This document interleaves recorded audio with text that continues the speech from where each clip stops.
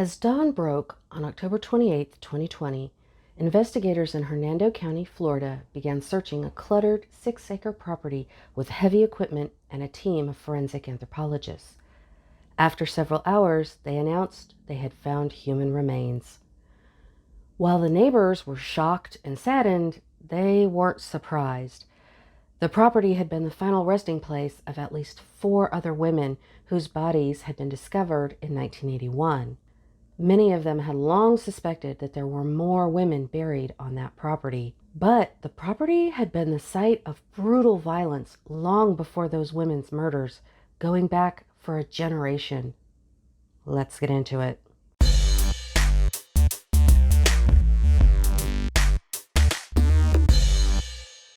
Hi, and welcome to my channel. To my subscribers, welcome back, and thank you so much for visiting. If you're new here, my name's Delaney. I'm a true crime writer and major murder nerd.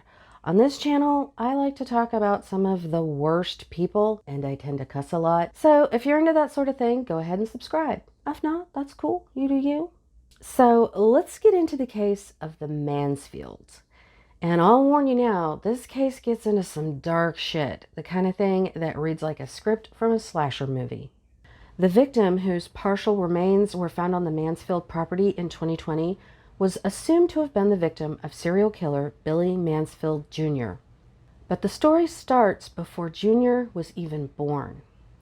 His father, Billy Mansfield Sr., started his career in 1946 when he was 21 years old. That's when he was indicted in Michigan for the attempted rape of a 13-year-old girl in a movie theater. But remember, this was 1946 when R was only kind of sort of illegal and only under certain circumstances. So at trial, the jury didn't believe the girl, so Sr. was acquitted. A year later, he was convicted of armed robbery, a real crime, and sentenced to 5 to 20 years. He got out on parole after only 4. But only a few years after getting out of prison, he was sent right back for violating the terms of his parole, because he had been arrested on, take a wild guess, R charges in Reno, Nevada. Anyway, in 1974, the Mansfields, Billy Sr., his wife Virginia, and their 6 kids, moved to Weeki Wachee, which is now named Spring Hill, Florida, to a heavily wooded 6 acres that they quickly filled up with junk and old cars. Over the next few years, Sr. would be arrested at least 5 more times on charges ranging from disorderly conduct to reckless use of firearms to assault and battery. The Mansfields' home life was chaotic and violent as well. Jr. claimed his father would encourage his sons to fight each other. Neighbors recalled seeing Sr. chasing one of his sons down the street with a 2x4, yelling that he was going to kill the boy. So, Jr. quit school when he was 14 and forged his birth certificate so that he could join the Army. But unsurprisingly, he developed a serious alcohol and drug problem, which led to his discharge. After that, Jr. quickly began following in his father's footsteps. When he was 18, he was arrested in Michigan and charged with kidnapping 2 women and forcing them to perform, quote, immoral acts on him. But just like in 1946, the jury did not believe the victims. They didn't believe that both women could have been forced to perform these acts by just one man. So, like his father before him, he too was acquitted. 3 years after that, Jr. was again arrested on criminal sexual conduct charges involving a 16-year-old girl. This time he pled guilty and was given 6 whole months in jail and 3 years probation. Only a year after that, he was arrested again when 2 teenage girls reported to police that Jr. had R'd them at knife point. His parole was revoked and he was sent to jail and was now facing a life sentence. But somehow Jr. was handed yet another get-out-of-jail-free card. While he was in jail, he shared a cell with an accused murderer, so in exchange for his testimony against his cellmate, Jr. had his sentence reduced to time served, 1 year. He was released in February 1980 and returned to the family home in Weeki Wachee, where, despite all the violence and abuse, several of the Mansfield boys had continued to live and work for their dad's air conditioning repair service. Some of them lived in the family home and others had trailer houses on the property. And while Junior had been gone pursuing his own career of violent SA, his father had apparently been continuing his. The year that Billy Jr. returned, Billy Sr., now 56, was arrested on 40 total counts related to SAing dozens of young girls, one of whom he had assaulted repeatedly from the time she was 9 months old. He pled no contest to 4 of the charges and was sentenced to 30 years. But it wouldn't take long for his oldest son to do him even worse. It wasn't long after Junior returned to Florida, April 26, 1980 to be exact, that 21-year-old Sandra Graham went missing. She had last been seen with him at a bar in Tampa and had left her purse, glasses, and cigarettes inside the bar. Then in June, 18-year-old Pam Sherrill went to police with a terrifying story. She said that Junior had forced her into his van, drove her to his trailer, and began beating her. She said he attempted to R her, but she managed to get a hold of a knife and threatened him with it in order to escape. Police went to Junior's trailer house to arrest him on charges of battery and false imprisonment, but he wasn't there. They would later find a police scanner and a trap door leading out of the trailer. Anyway, after that, Junior and his brother Gary left the state and headed to California. But Santa Cruz police were able to track him down and arrested him on that Florida warrant on November 23, 1980. Now, just 2 days after that arrest for kidnapping and attempting to SA a young woman was when their father pled guilty to those 4 counts of SAing young girls. Anyway, despite Junior's long record of violence against women, he was granted bail, which he posted, and the Mansfield brothers were back in business. 2 weeks after he got out on bail, the body of 29-year-old Renee Selling was found in a drainage ditch in Watsonville, California. Her clothing was torn open and her pants were pulled down around her ankles. A nylon rope was tied around her neck so tightly it was embedded in the skin, and she had multiple gunshot wounds. The medical examiner couldn't determine if she'd been SA'd, but the evidence kind of points that way. Anyway, witnesses said they had seen Selling leaving a bar with Junior on the night she went missing, making him the last person to see her alive.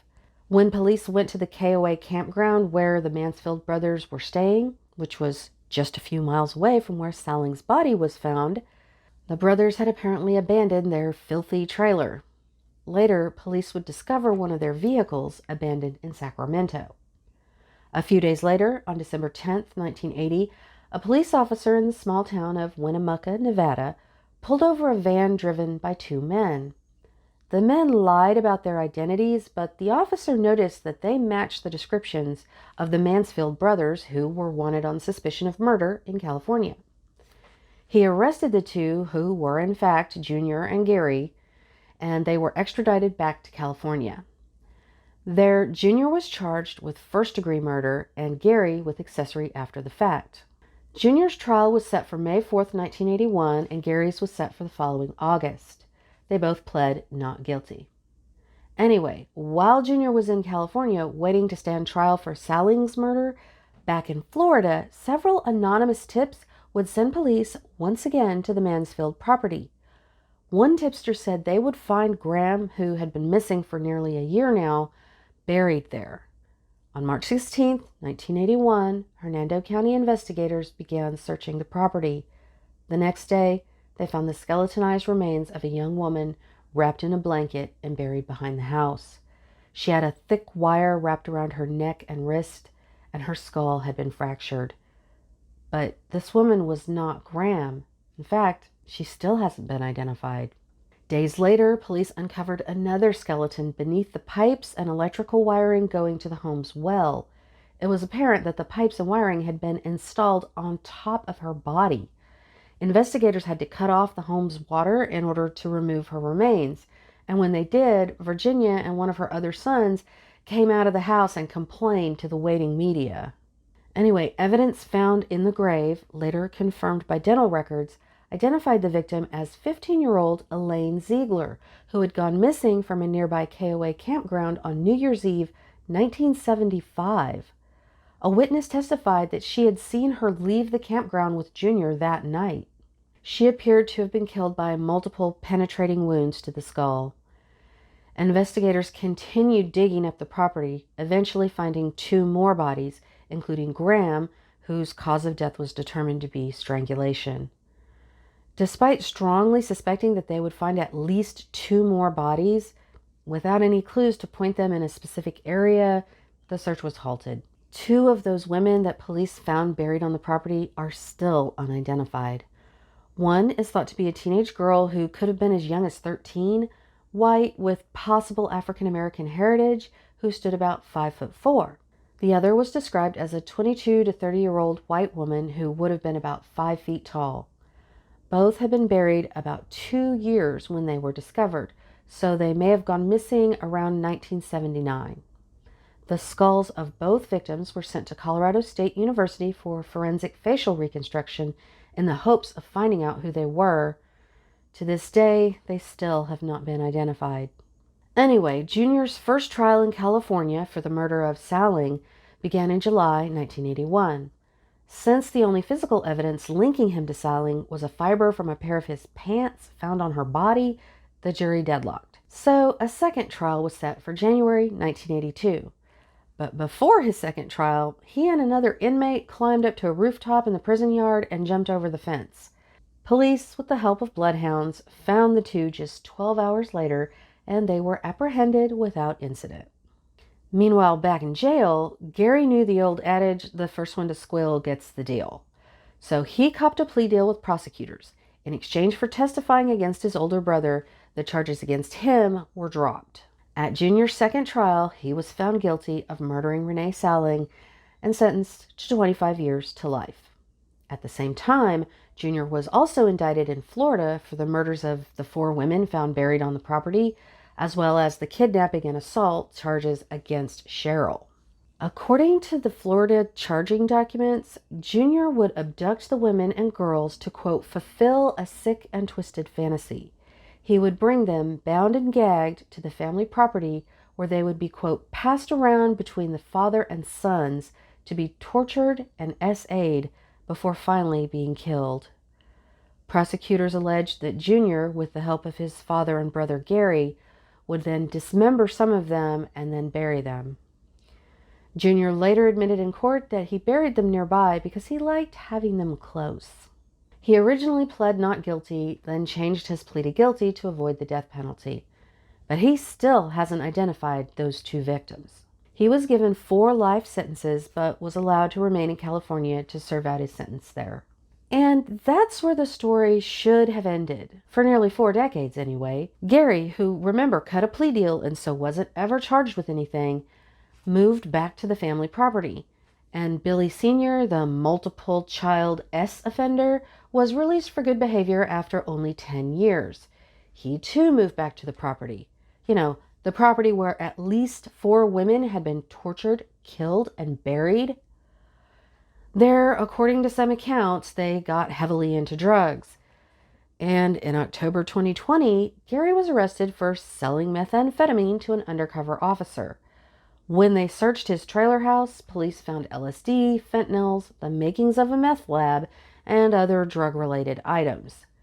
But then, when they were searching the nearby property, they found what they called, quote, suspicious items not related to the drug bust. Anyway, as he was being handcuffed and placed in the police car, Gary started yelling, demanding immunity, and claiming there were bodies, quote, all over the property. This, along with the unnamed suspicious items, allowed investigators to get a new search warrant for the Mansfield property. Within hours of arriving, they indeed found human remains. As far as I can tell, no other human remains were found since then. As of the time that I'm filming this, there have been no further updates on what was found on the property, not what the suspicious items were, or any identification of the remains. Billy Jr. is still in California serving out his sentence. Billy Sr. is in his 90s and apparently still a free man. Gary was charged with multiple drug offenses, but I haven't been able to find out if he's gone to trial yet. So this story, as long and twisted as it is, still isn't over. If you enjoyed this video, please give it a like and subscribe for more. You can help me make more true crime content by supporting me on Patreon, where for as little as a cup of coffee, you can get early access to videos, bonus content, and free Murder Nerd merch. The link is in the description. Till next time, Darklings.